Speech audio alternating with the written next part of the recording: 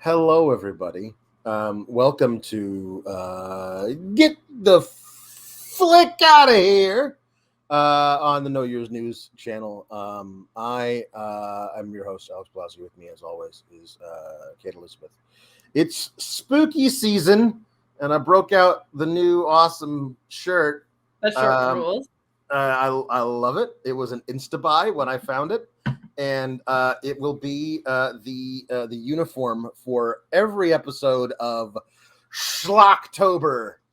For the rest of the month, we'll be doing all episodes having to do with spookiness, monsters, bad guys, spooky everything.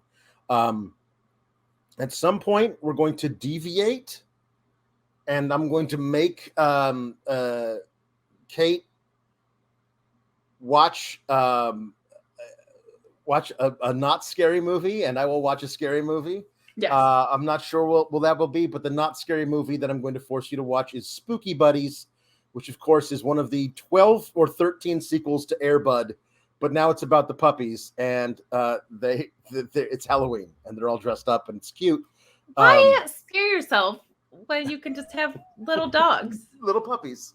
I honestly don't even know. It might be too scary for you. Like there's an evil ghost dog that is trying to get the puppies. So that might be too scary for you. That might be scary for me, but at the same time, just like it's sad, and I would never encourage this. But like, put the dog down, you know.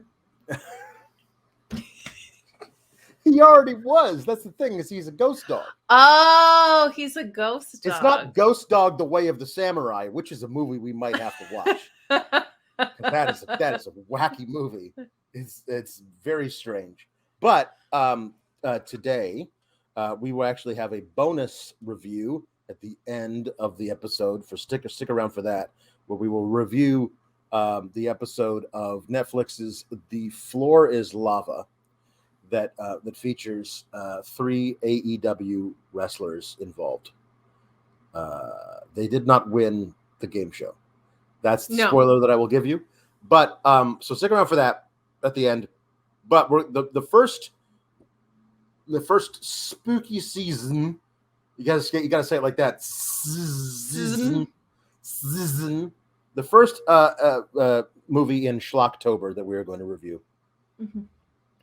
is Transylvania 5000. Now, this is a very oddly named movie, which honestly is par for the course for the movie itself, which is also very odd.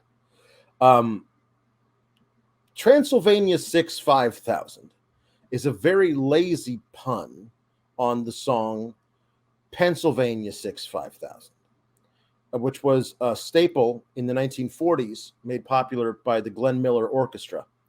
It's a little swing number, and here I'm going to go ahead and hum it for you, because there are no words, there are no lyrics.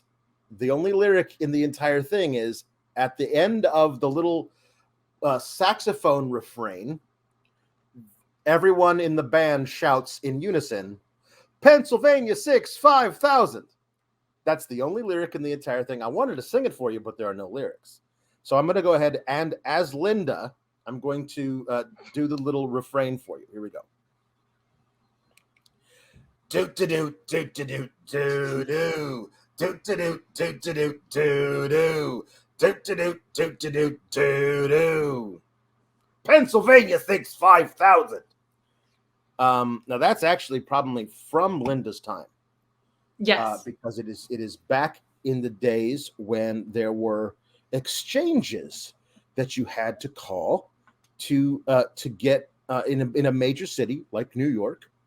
Pennsylvania 5000 was the number for the front desk at the Pennsylvania Hotel, and it's not in Pennsylvania; it's in New York, and the Pennsylvania Hotel was adjacent to Penn Station, and the Penn Station was the neighborhood that you would call, and you would say, I would like Pennsylvania 5000. And Pennsylvania started with 7-3.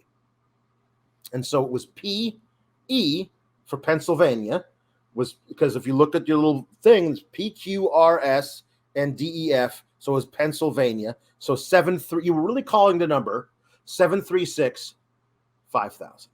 But there were no area codes back then. So if you were trying to call New York, you wanted to talk to somebody at the front desk of the Pennsylvania hotel and make a reservation, you would have to call your local operator, who would put you through to the New York local operator.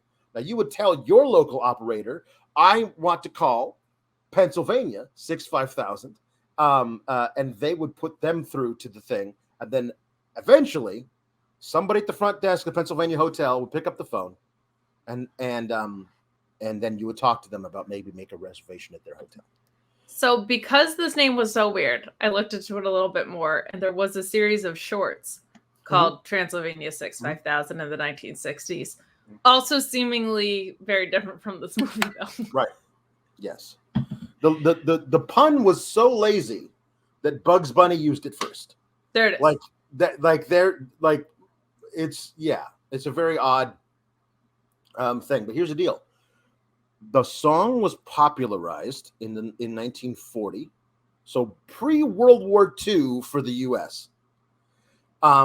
And by the end of the 60s, no one was using exchanges anymore. So charitably, this is a reference that is at least almost 2 decades old by the time the movie comes out, and potentially almost 50 years old. Nobody who knows, like nobody who is the target audience for this film is old and would be old enough to even know what the hell Pennsylvania 65000 is, Right. let alone like why they're doing it as a parody. And it was literally just because Pennsylvania sounds like Transylvania. And that's it. And that's kind of a good microcosm of the movie, to be honest. Yeah. So there you go. That's why the movie is called that. I mean, I would argue it shouldn't be called that, but that's why they decided to call the movie Transylvania 65000. The movie begins with a very obviously seemed to be very obviously staged, badly filmed incident where a man is attacked by Frankenstein on a camcorder video. He's a very bad actor. This door is locked and I cannot get through the door. And then 2 giant Frankenstein hands punch through the door and grab him around the waist and then walk off with him. And then it cuts into a newspaper office where the editor of the paper, played by Norman Fell from Three's Company, in his one scene in the entire picture, he's trying to be like he runs a tabloid, and so he wants to send out his guys to Transylvania to get the story, the real story on the return of Frankenstein. Trouble is, there's a guy there, Jack, who's played by Jeff Goldblum, and it is very funny to me that that there was a point where Jeff Goldblum actually became a heartthrob. Yes, yeah. But he was not that yet. But they still cast him as such. Right. Like he was still in a very awkward phase. It seemed like he was all pointy elbows. Just everything was kind of like this, and very, very gangly, and yeah, it didn't work. But he's this anyway. Jeff Goldblum is Jack, and he's like, you hired me to bring some journalistic prestige to this paper. I don't want to. I'm not going to do a Frankenstein story. Yes, you are, because if you don't, you'll be fired or whatever. And if you don't, and then the other guy who's sitting there is Ed Begley Jr. And he is obviously on the side of the editor, because he's a big fan of all the schlock that they do at this particular paper. It says, you're both going and you're gonna bring back a story about the Frankenstein, or you're both fired. And Ed Begley Jr. looks at the editor and says, you can't fire me, I'm your son. And that was honestly a really good reveal, because up until that point I thought he was the toady reporter who was licking the boots of the editor.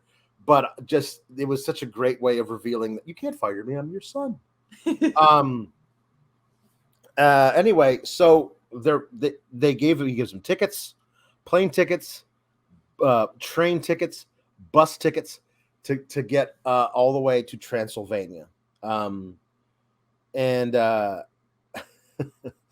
and over the montage of them getting there, they play an 80s song, very 80s song, called Transylvania 65000. And here, if I'm trying to think, I can sing the very 80s chorus. Transylvania 65000. There you go. That's it. That was beautiful. No, thank you. It goes Transylvania 65000. Transylvania 6. Whoa! There you go. Very, very 80s. Does not get more 80s than that. No, it does not. But they arrive in Transylvania, which is not an actual country. It is a region, I believe, of Romania.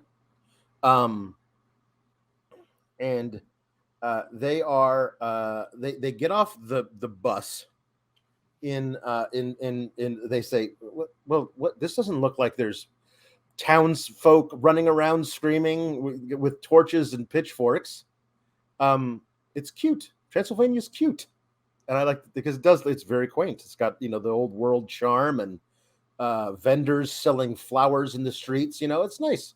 But then Jack, because Jack is this character in the 80s, sees a pretty gal and immediately loses focus on everything else. Of course. Because there's a kid who's traveling with the gal, and she runs over to the flower station. He says to Ed Begley Jr., says Gil is his name. Hey, Gil, go play with the kid. I don't want to play with the kid. She's not my age. You go play with the kid. Why should I play with the kid? And he looks up, realizes it's a pretty girl, and says, oh, okay, I get it. And Jeff Goldblum makes time with the single mother because he doesn't know she's the single mother. We find out later she's divorced. But for all he knows, the husband may be in the hotel making reservations, getting the room ready for but he doesn't care. He immediately wants to have sex with this woman he just met.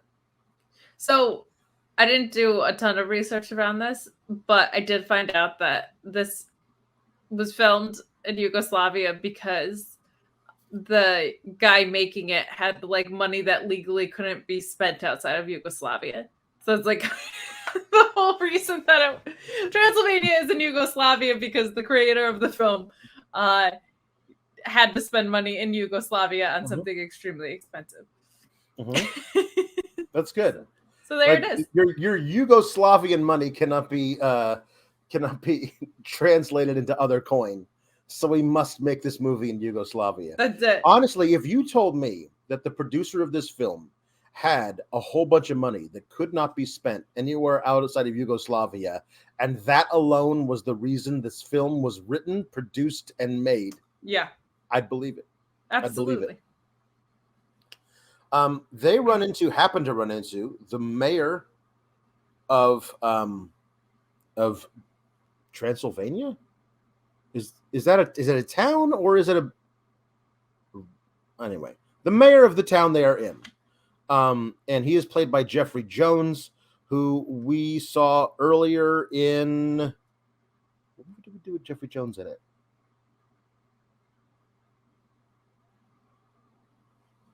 Stay tuned. Yes. Thank you. He's been in so many movies, not recently, because a child porn bust will stop that from happening. But before that point, he was in a great many films.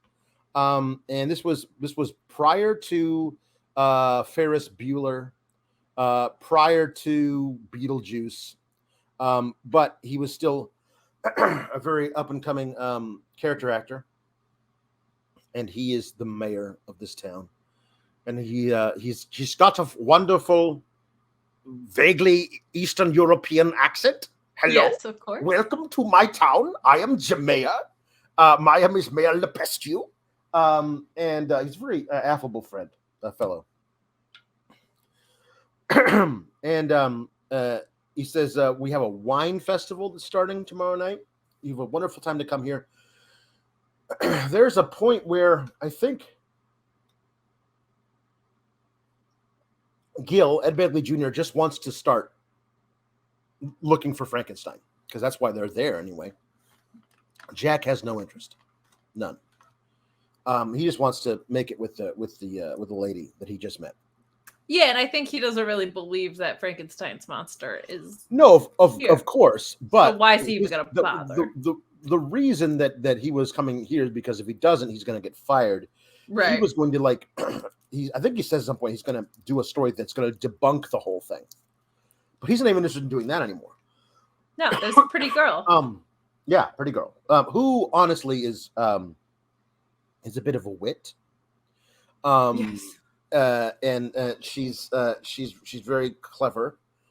In her, this is not her first rodeo.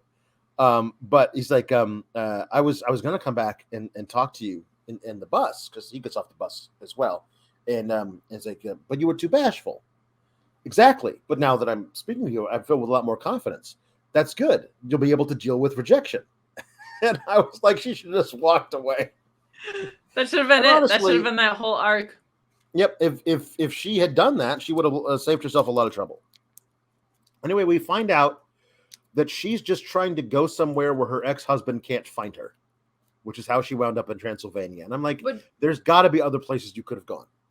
Yes, but I'm glad they justified it because there's not like a reason to go to Transylvania. No, except for if you were, they could have done a thing where she was I don't know. She writes a column for a wine magazine. And therefore, she and Jack would have had something in common. They're both writers. They're both journalists of a kind. And she's there because of the wine festival. And the reason she brought her daughter is because it was supposed to be her week with her father, but he ran off to the South China Sea with his personal trainer or whatever. And I couldn't get a babysitter for this amount of time, so I had to bring her with me. Now, this is my sickness. I have to make things better.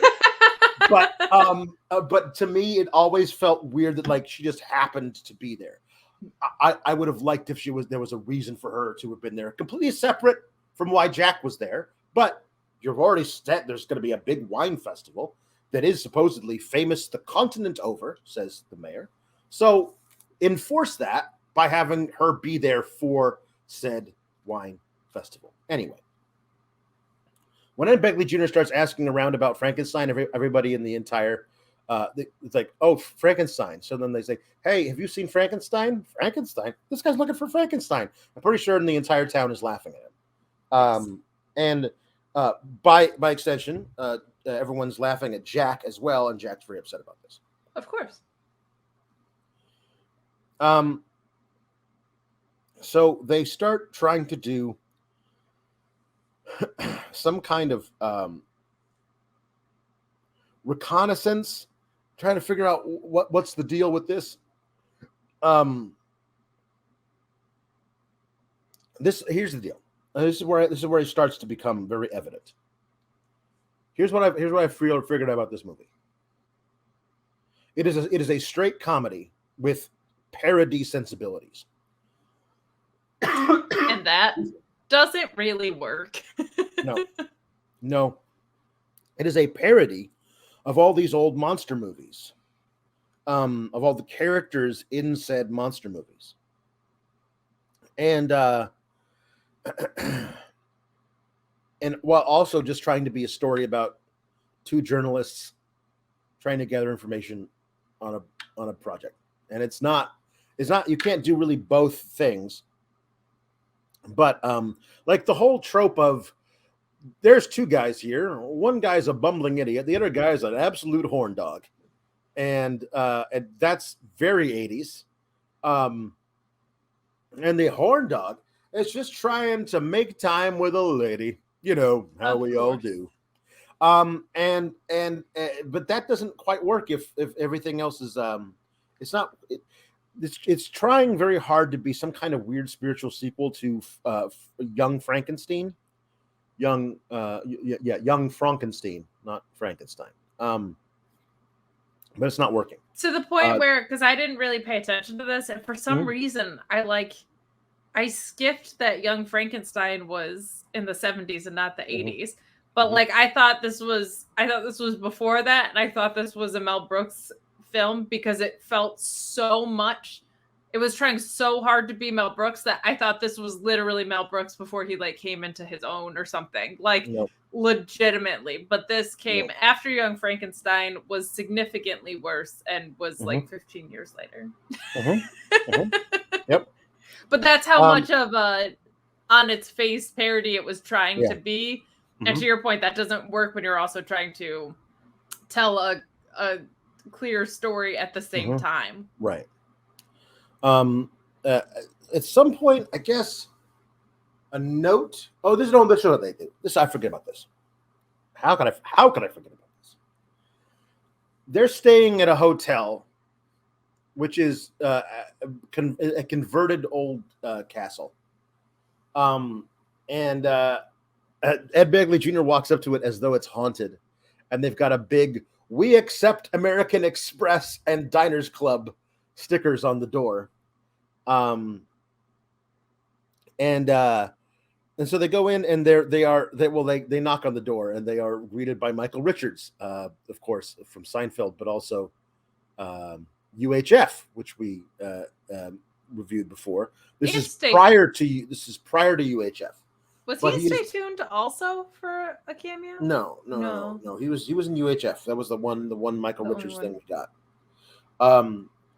But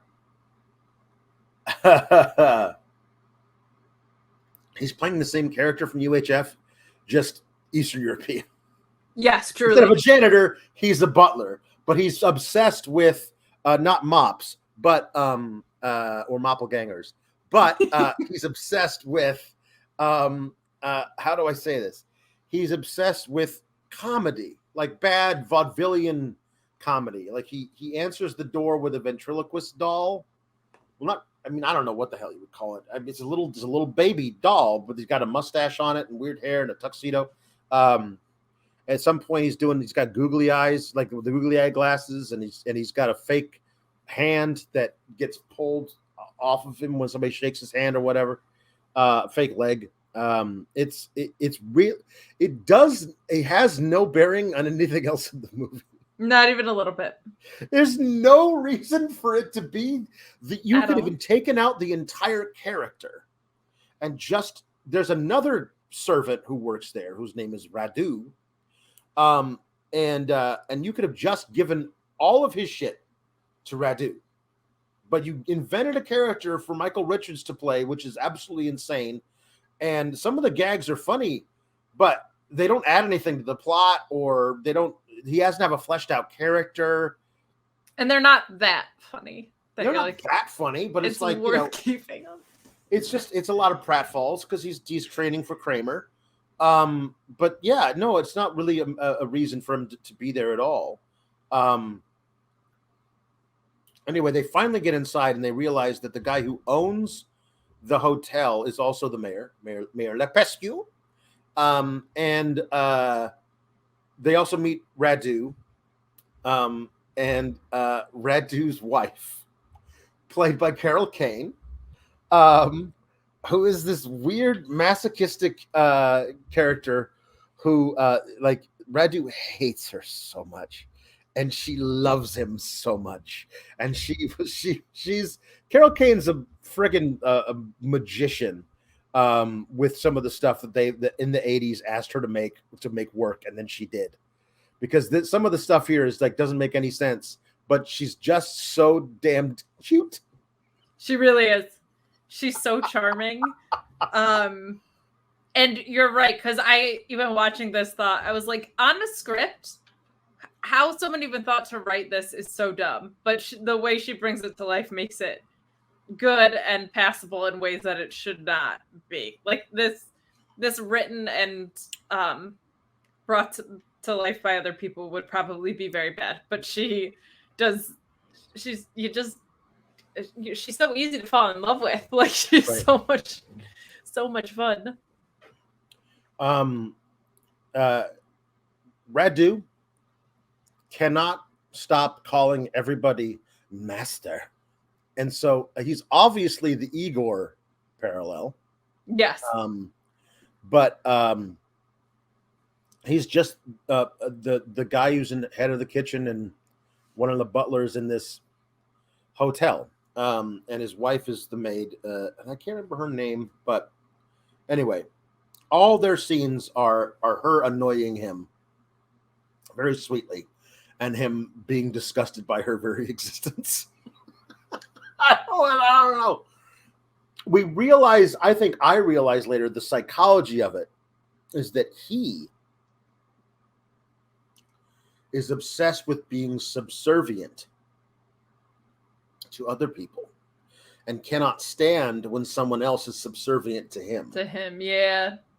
Which is an interesting, like a very like BDSM type of thing. If you are a bottom, you will never ever be a top, and he can't allow himself to ever be the dom to another sub. He has to be the sub to everybody else's dom.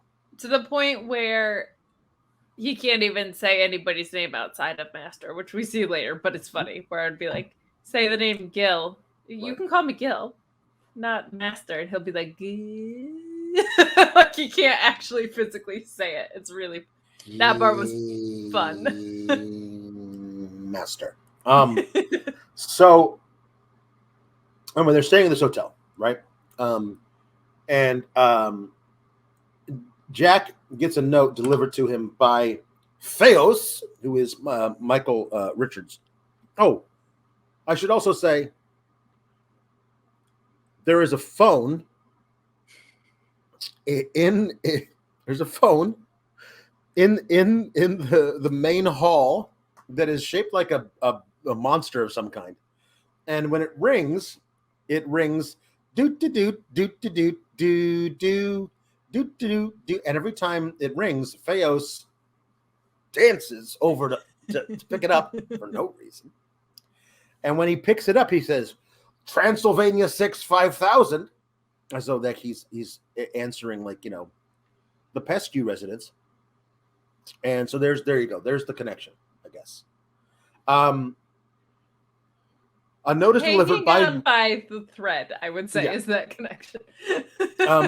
He delivers a note to Jack via fake hand. So when he pulls the note, the fake hand comes with it. Haha. But anyway, the note is from a gypsy lady who purports to have information. We see earlier in the movie that she has an assistant herself who said, bring them to me. And they go and they see her fortune teller. And he says, she's directing them not to Frankenstein, but to the Wolf Man, because a werewolf is so funny. I couldn't help but think, watching the whole thing, that it looked like it was Marlon Brando in drag. Just the way that the face was shaped and the obvious bad old age makeup and the weird wig. Every time I was like, that's Marlon Brando in drag. I know it's not, but it looked like him. That's very funny. And so I was like, you must go find Lawrence Malbut. He is he is my son, and you must help him. He will turn into the werewolf outside. And they somehow they find Lawrence Malbut. No, there's a lot of deleted scenes, thank God, because the movie's long enough as it is. But where they must have like found. There was a scene earlier where Gil goes and investigates the chapel where the thing was filmed, and then a falling chandelier inside the chapel nearly decapitates him. And then I was like, and there's a guy there who's like, hello. Like, oh, I am the chief of police here. It's very dangerous for Americans to be snooping around. And then Gil runs away like this. Because he does. And Jack doesn't believe him that the chief of police tried to have him killed with a falling chandelier, because why would you believe that? But anyway. They apparently found via records in the town hall where Lawrence Malbert lives, and they go to his house, and he comes out, and he's already scratching and pulling his tie and everything, and he goes out into the woods, and they hear grunting and animalistic sounds in the bushes, and they follow him in there, and they peel back the bushes, and there's Lawrence Malbert having sex with a girl in lederhosen, and and oh, I'm so sorry, sir. We thought you were an animal. He is, she says. And it's just more of that kind of stuff, like mistaken identities and things like this. It's all a bunch of crap like this, until Ed Begley Jr. tries to sneak into an insane asylum where the only doctor in town has lost his license or whatever, and to which, by the way, Jeff Goldblum replies, "My doctor lost his license, no big deal." And I was like, that seems like something that should be a big deal, Jeff Goldblum. You should not be going to a doctor who lost his license. Yeah, it was so weird. But he tries to sneak in, and the security guard rebuffs him, get out of here. So he climbs up onto the fence with his elbows and then sees some ladies coming. So he swings around and he's holding himself up by his elbows like, "Hey, ladies, how's it going?" with his feet dangling. It was a very funny little sight gag, but like ultimately means nothing. It's kind of the rest of the movie. Yep. He gets Jack's help to break him in to this thing, because the only lead they have is there must be a Dr. Frankenstein, right? So they break him in. They sneak a robe that's on a clothing drying line, put him in it, and sneak him over the wall. And then he's able to watch through a window as the chief of police and the mayor, who are obviously both corrupt, are talking to Dr. Malavacqua about, "Hey, there's been sightings of your creatures. They're locked in your laboratory, right? Of course they are. What do you think I am?" And then after he leaves, he gets on the phone and calls Radu and says, "Make sure all of the creatures are locked up in the laboratory, Radu. I'm coming over." And so this is all very, very, very incriminating stuff for Ed Begley to just be able to watch through a window. Yeah, it's not great. It's not great. So they're able to sneak him out over the wall again through some shenanigans. Oh, I forgot. I don't know why I forgot this, but Ed Begley Jr. Was sleeping the first night they were there, and into his room through the window comes Gina Davis, a very young Gina Davis, very buxom Gina Davis. This is where she and Jeff Goldblum met, and then they got married, and then they split 3 years later. But this was the source of it. It's funny because I don't think she has any scenes with him, but her entire love interest thing is what she was Ed Begley Jr. Yes, yeah. And she wants, "I must have you. I need you. And it's not like I want to drink your blood. It's like I want to have your children." She's very, very forward. Also her boobs are very forward because the garment she's wearing is cut this, and there's much of that. She had huge plots of land. Yep, she did. She did. Her 2.0s were out, and that's right. But somehow, like, she disappears or whatever, and then later he has to go and try and find Radu, so Radu can lead him into the into the laboratory.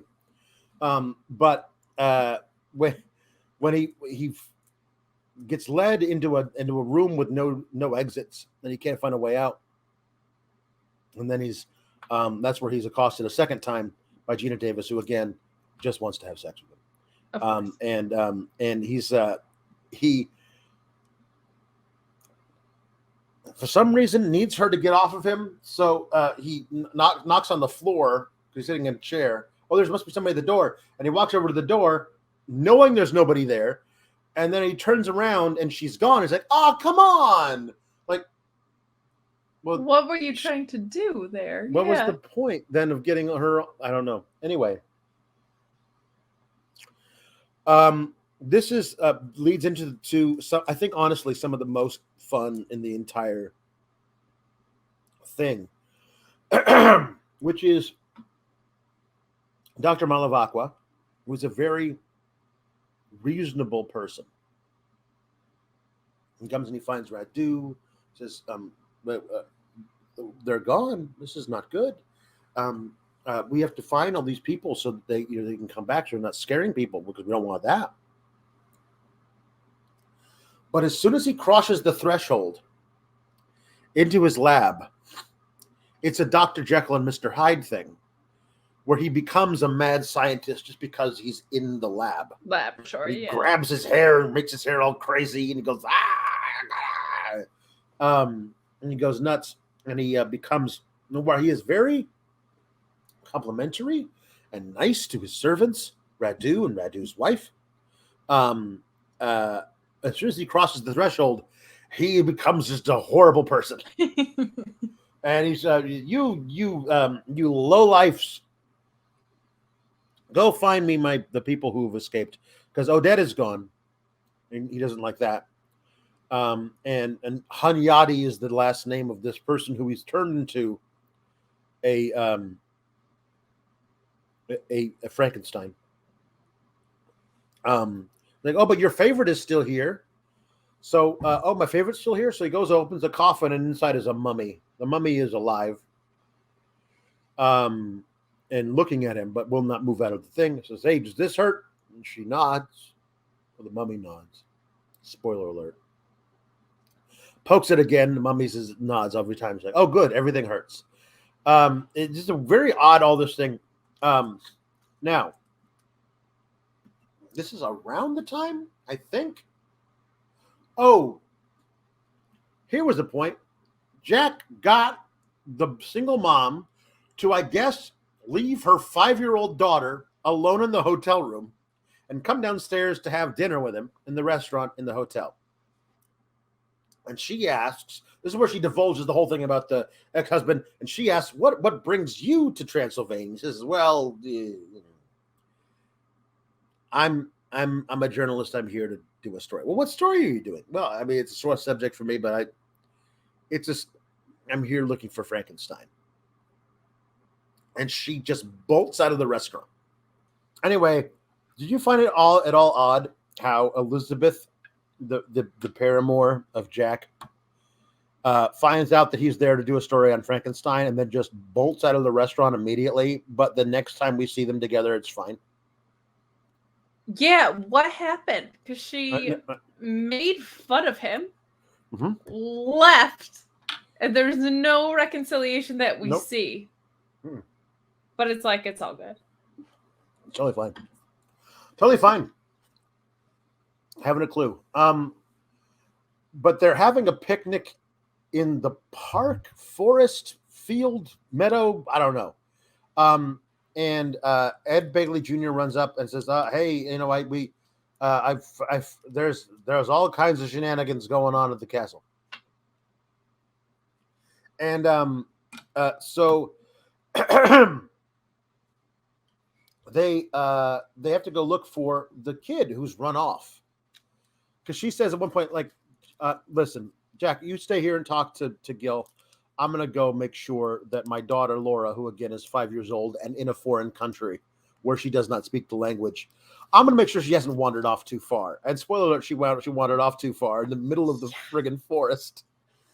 And she comes across Frankenstein. giant platform shoes, which I think is part of the parody. The platform shoes were this tall. Ace Frehley could never. I would love it if at some. Here's the deal. Also, you have there was a scene between Ed Begley Jr. and Jeff Goldblum, Jeffrey Jones, and Michael Richards, and not a single guy in that thing is shorter than 6'3". Correct. They're all very tall guys, which means it was a wonderful opportunity for them to cast somebody very short opposite them to make it very funny.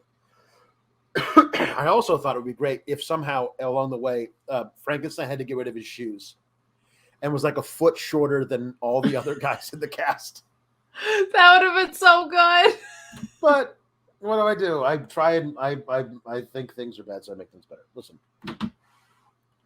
They all go into the woods to look for her, right? Ed Begley Jr. climbs up a tree to like get his bearings and see if she can find him. He's by a swamp or whatever.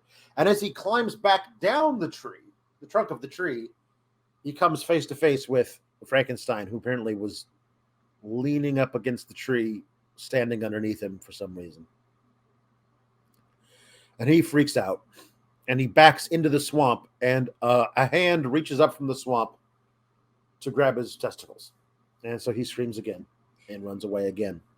Jack, meanwhile, is out looking for Laura. And I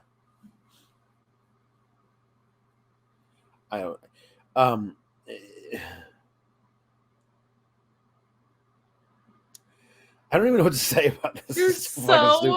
You're so deflated.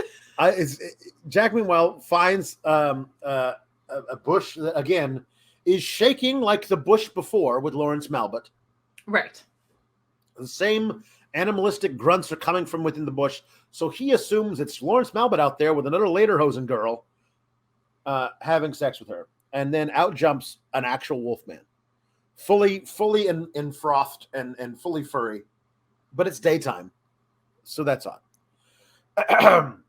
And so Rule 101 for werewolves. Right.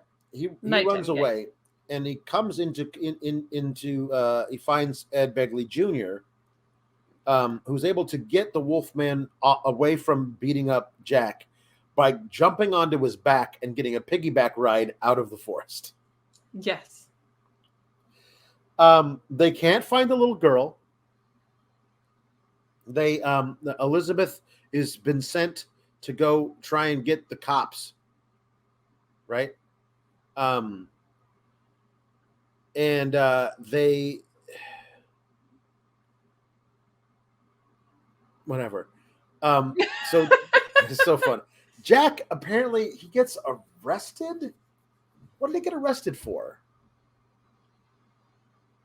What do they get arrested for? No, he gets arrested. He gets arrested, and then Elizabeth breaks him out of jail. I forget why he gets arrested, but he's kind of like, how long are you gonna keep me in here? Like, it's clearly a ploy to keep them away from any of the funny business. Right. Then they all the cops take the night off except for one guy who's guarding the jail, and they all go to the wine festival. But she breaks him out by smashing a bottle over the one cop's head and breaks him out of jail and says, where are all the cops? They took the night off to go to the wine festival. Well, I'm going to go give them a piece of my mind. They've been looking for my daughter. So. A valid point. Yeah, this is true. And so he goes. This is one of my favorite scenes in the entire movie. It's one of those things that made me. It's because you know what does it for me, Kate? Timing. Timing is the most important thing in comedy, and if it works, it works. So he goes and he's like he goes back to the gypsy woman to try and get her to like maybe tell him, where's the girl? Where's Gil? Where's Frankenstein? Where's the wolf? What's going on? And so she says to him while looking at her crystal ball, she says, you must go to the castle. Under the castle, by the moat, there is a secret entrance. You must jump off the bridge and into the moat. Swim to the embankment. And he interrupts her and says, wait, there's no water in the moat.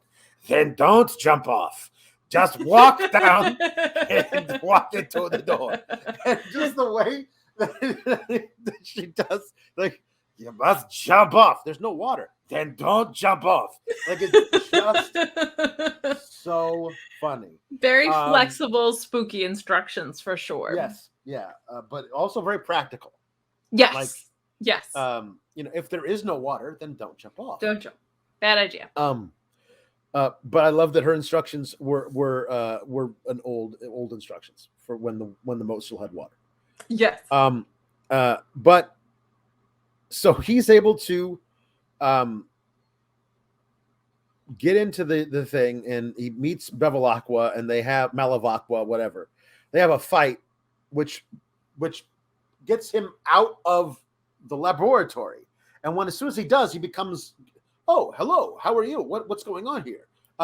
Would you like some espresso? And the espresso machine is inside the laboratory. So every time he comes to, he immediately is very nice and cordial and offers some espresso, but that takes him back in the laboratory where he goes crazy again.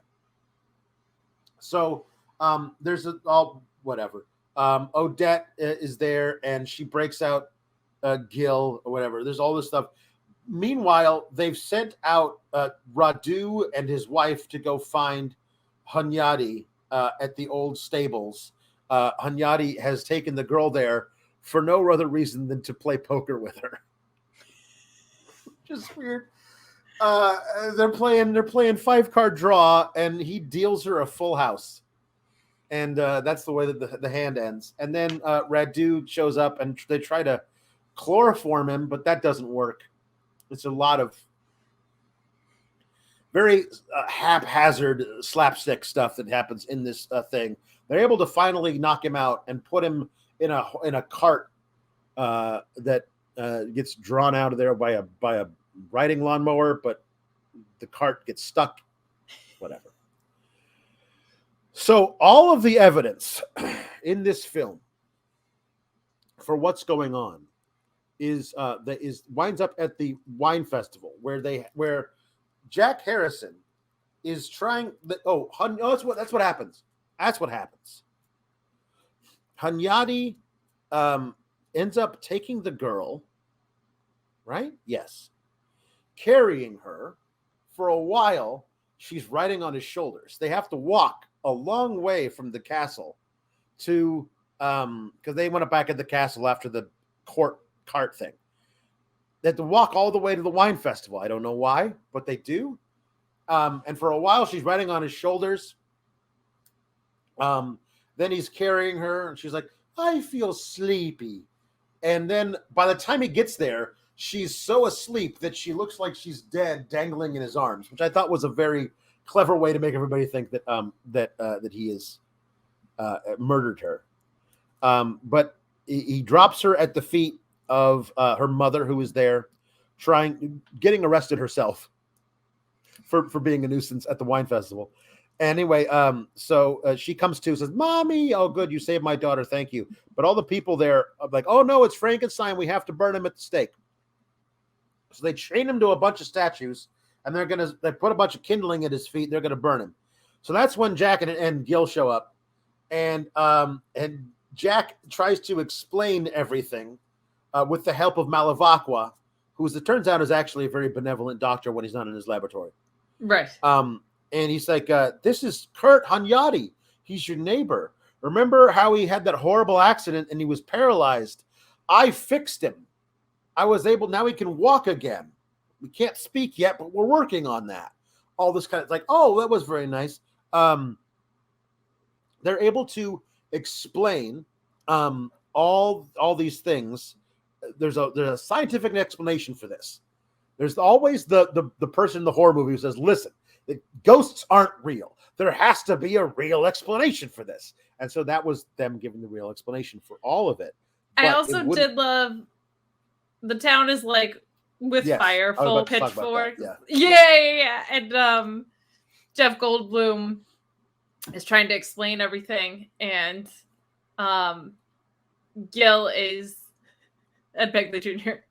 is nobody wants to hear him out, but he's the voice of reason in the crowd, and he's several voices of reason in the crowd. He'll be like, we should hear him out. Yeah, we should hear him out. We should hear him out, which is just a fun way. And then the crowd, because crowd and mob mentality are that easily swayed and dumb, are like, you know what? Yeah, we should hear him out. But him very quickly taking out these personas was a charming little bit in this. Very funny, and also the natural, because Gil is also an idiot, the natural conclusion to this bit is the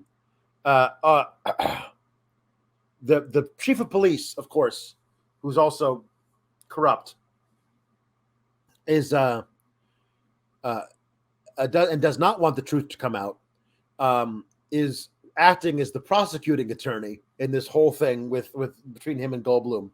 And he says, come on, are you really going to take the word of a foreigner and a madman? And Billy Jr. in the crowd is going, no, we won't take the word. Oh, I mean, yes, we will take the word. But by that point, oh no, the crowd has turned. And they're about to kill everybody. But there was this whole thing where like they bring out the mummy. You know her as Ugly Helga or something, but look, all the plastic surgery I did. Now she's beautiful. They took off all of her wrappings, and she's beautiful. And then and also they took all the wrappings, and she grabs her own boob and says, "Bazonkers! I never counted on bazonkers." This movie was bazonkers, I'll tell you that much. It was. But all of the I appreciated them doing the thing of, well, if these things aren't actually Frankenstein and whatever, and she's not actually a vampire, she's just she likes to wear capes and she has fake vampire teeth, and that's it. That's the whole thing. The mummy isn't really a mummy. We did see earlier that the Wolfman is kind of just a dude, which was funny. He was like, I got scared of the people outside, whatever. Like, yes, which is great. Like him looking scary or whatever, but just being hypertrichosis or something like that. There's an actual thing. Every time you go to Ripley's Believe It or Not, they'll in one of those things they'll always have the dog-faced boy in all of those old traveling freak shows. It's a thing. It's a very rare condition, but you grow hair all over your entire body, including your face. Some like really bad cases, like you grow it out of your eyelids, so you like it's just horrible. So yeah, I'm experimenting on him with electrolysis, and he opens up his shirt, and so he's got a big, nice circle on his belly with no hair. So, a scientific explanation for everything. Everything turns out fine. The mayor and the police chief are found to be corrupt and run out of town or whatever. Elizabeth is in love with Jeff Goldblum. They have their story, and that's the end. Basically, yeah. I don't remember if there was like nothing got tied up. They didn't go back to America with like the. No, we don't see it sell 1 million papers or anything like that. Right. Does anything happen with Ed Begley Jr.? Did something happen with him and Gina Davis? Now I remember what it is. Now I remember what it is. Like Jack is going to write a story exposing corruption in the Transylvanian government. That's what because those are the stories that he was hired to write. But we see issue after issue of the paper of fake stories about the things that sensationalist retellings of the thing. Like there's the wolf man got all of his hair shaved off, and now he is a champion surfer because he's nice and sleek. That's right. Oh, stuff like that. I forgot to mention that the gypsy lady was ashamed of her son for being so different, and so that's why she was trying to get him help. And we see a very tearful reunion between a Wolfman boy and his mother. So There you go. His gypsy mom. I get. I don't. There's nothing else to say. It's There's a really very. not. It's a very, very, very, very odd movie. Like it doesn't. Like almost none of it holds up. Nothing holds together. Like, Yeah, I don't think it works, which is unfortunate. Like, I don't think it works, and I think all the payoff comes so late. Like, it feels like even though things of consequence are happening, like I feel like nothing of consequence is really happening for such a 75% of this movie or so. Like, yeah. it takes a really long time for things to kick into gear. This was one of those ones, and I love this because this was one that had 1 star on Rotten Tomatoes or whatever, but on Amazon had 4.5 stars or whatever. And I just think that's fun because it's there are people who knew what they were signing up for and will always love it for the gags in it. And then there's people that objectively look at it as a movie and understand that it is very bad. Like it's not a good movie. It fits into the it's not a good movie, but you can like it category. It is only held together by the most tenuous of threads. Yeah. There's giant parts of this movie that if you just excised them from the picture entirely, it would still be the same movie. Be fine.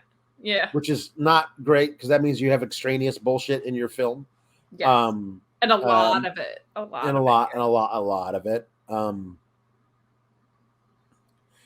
It is a movie that feels like somebody had to make it in Yugoslavia to get rid of all their Yugoslavian cash. Yes, it does feel that way. And honestly, if you're making a movie in the mid '80s in Yugoslavia, this is about as good as you could get. Like there wasn't a lot of what do you call it? Film industry in the former Soviet Union Eastern Bloc countries in the mid to late '80s.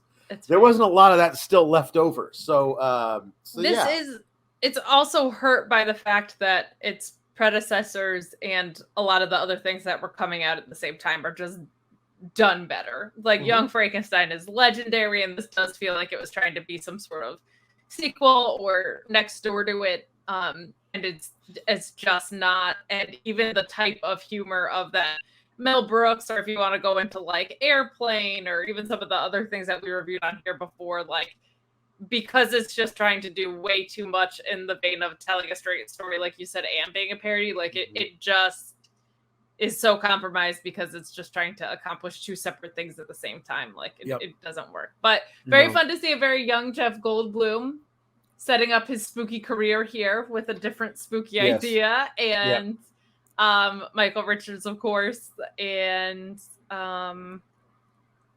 who else? Gina Davis was fun. I didn't know she was in this. So fun to see people like that. But ultimately, I feel like you have to get the fuck out of here. Get the fuck out of here. I mean, you gotta. But if you're someone that likes movies that just have a couple of great gags, there's some great gags in here. If you if you want to sign up for something that you're like, this is dumb, but it's worth watching around spooky season, knock yourself out. But it's not. If you're gonna have a month-long Schlocktober marathon, right? This has to be a part of it. This is in it. Yeah. This is the schlockiest of Schlocktober. It's not going to get any schlockier than this. Even Spooky Buddies is going to be less schlocky than this. But we will definitely be reviewing some more schlocky October stuff in the next coming weeks, including my favorite movie of all time. So we'll get there. We'll get there. But we also owe you a review of the episode of The Floor is Lava featuring the best friends from AEW. Well, three of them. Chuck Taylor, Chris Statlander, and Orange Cassidy. Floor is Lava is ostensibly a game show where there are three teams of three people that have to navigate a room full of what appears to be boiling slime. Yes. by jumping over things, and they have to get a ticket, each of them, so they can get out of the room. So you have to go to certain spots in the room that are hard to get to get the tickets or whatever. This apparently they have a different setup in every episode. I've never seen a different episode. This is the only one I watched. And this one was a room that looks like a kid's bedroom, a playroom or whatever. Which is most notably where you play the game The Floor is Lava, I think. Like, I played this as a kid honestly all the probably time, right? a really good place to play it. But the other thing is that slime is very slippery and it coats almost everything. So when you have to jump from one surface to another, when you get to the next surface, that surface is going to be slippery as hell. Yes. So the first team that goes through are the fitness experts or whatever, and 2 of the 3 of them get through. The next one is the actors, although I've never seen any of them before, and I don't imagine I ever will. But they call themselves Latin Heat because 2 out of 3 of them apparently are Hispanic, and the third guy is like German, but apparently he's an honorary Us, and he's allowed to be Hispanic. I don't understand why. That was weird. But anyway, all 3 of them made it through, and so here we go. The last team has to make all 3 of them through, otherwise the other team, the first team that only made 2 through, they get in anyway. Because the 2 best teams fight it out at the end. They race up a volcano that's slathered in slime. Yeah. So, Orange Cassidy. I'm not going to go into if you don't watch wrestling, but somehow you watch this show with us hosting and talking about movies, you just turn this off. Because there's no way. Orange Cassidy is so laid back terminally that he doesn't actually want to do anything. And he hangs out in the doorway for like the first 3 minutes of the entire thing as Statlander is hopping from thing to she's scaling walls and doing big broad jumps. And she's the star of the whole deal. She's the only one of the 3 who makes it to the end. She did it like that. No problem. Chuck Taylor is trying to climb up 2 ropes at once and just slides down to his doom. One of the things I do love about the production of this is that when somebody falls in the lava, they show them like flopping around the lava, and they cut to them gone. So they don't show you the person, like the crew coming out and helping them out of the lava, getting them off screen. Like, you are left to assume that person died and drowned in boiling slime, which I think is really funny because Chuck Taylor falls in and he's like, "Bro." So then Orange Cassidy, good Chuck Taylor, love him to death. Orange Cassidy gets his ticket, and he has to hop from the end of a hopscotch thing to a big ball. There's nothing you can't stand on it. It's a big ball covered in slime. And so he hops to it and he clutches it like a koala, but from above. And then he just slides off the end of it. And I will say, what has to be, and I've never watched another episode, and I may never, but I'm going to call it right now. It's the best moment in the history of the Floor is Lava. is much like the Terminator T-800 at the end of Terminator 2, sinking into the molten metal. We have Orange Cassidy with his not really thumbs up, sinking into the lava, just one hand going down. So good. So good. So good. Here's the thing. If you guys watch Floor is Lava, you cannot miss this episode. If you don't watch Floor is Lava and you think this is a silly idea for a TV show they've now made 4 seasons of, I agree with you. You're right. If you're a fan of Orange Cassidy but don't watch this show, you have to watch this episode just to watch Orange Cassidy. It's pretty great. That's all I'll say. That's my review. That's a fair review. I'll just add that this was a delightful little. We see this in wrestling all the time of crossovers, right? Of like pop culture. You see pop culture icons showing up in wrestling, and wrestling wrestlers showing up elsewhere in pop culture. This was a fun one because it's like very gimmicky, but also an athletic challenge. So I felt like it fit it. I probably won't be like an avid watcher of the show, but it was a benign and really kind of fun appearance for that, and it was perfectly fitting. If you must know, the fitness gurus won the race to the top of the slime slathered volcano. There you go. There's a review of the entire episode. My daughter watched it with me and loves the show. It's her new favorite show. And so no. Now we're going to have her jumping over things from couch to couch in the living room, breaking things, knocking things off the walls, breaking herself probably. So I have that to look forward to. So that'll be that. Some things that I have on the docket for this month. As we said, Spooky Buddies for you, and I'm not sure what exactly my alternative is. I'm going to try and get you to watch Frankenhooker, which is a comedy horror about a guy who has to cobble together a girlfriend, I think, to go with him to the dance, but he makes it out of pieces of dead hookers. I think it's what it is. It's great. It's perfect. But I saw that movie is a thing that exists and said, we're watching it. And also, if ever there was a Schlocktober film. Yeah. Also, it is beloved by my generation. It has a cult classic following. Now, 35 years after its release. It's the 35th anniversary of its release this year. So I want to see if it holds up. We're going to watch Monster Squad. Monster Squad.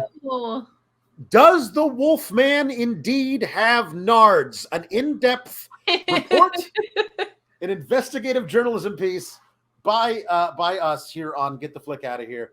So those are some of the things you have to look forward to in the coming weeks on Schlocktoberfest. And we're gonna have to So please, yes. And if you would like to weigh in about those things, go to kynchats.com. That's ask right. your questions, ask your comments. Is there something that needs to be added to Schlocktoberfest? Yes. Because we're always taking suggestions.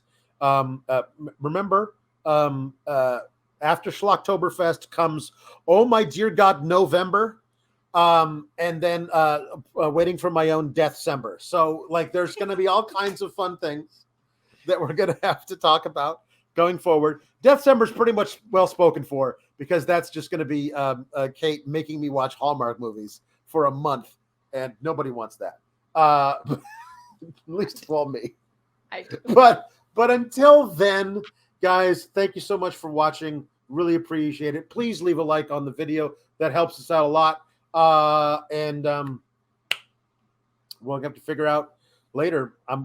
We're gonna at some point we're gonna watch my favorite movie of all time. And I know what I'm gonna say, but Kate's gonna tell us objectively whether or not we should get the flick out of here. Bye, everybody. RESPECT. Click the subscribe button and find out what it means to me.